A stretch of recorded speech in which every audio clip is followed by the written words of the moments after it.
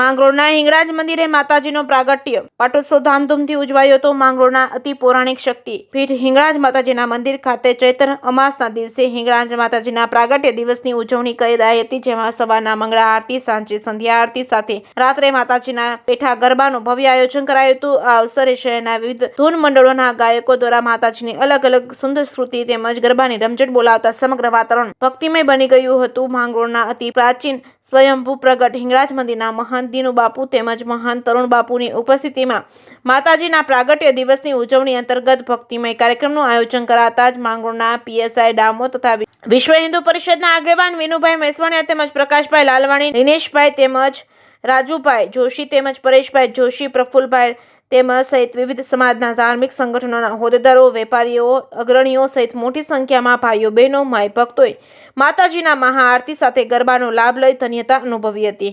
જે case news Gujarati સાથે વિનુ મેસવાણીયા, માંગરોળ।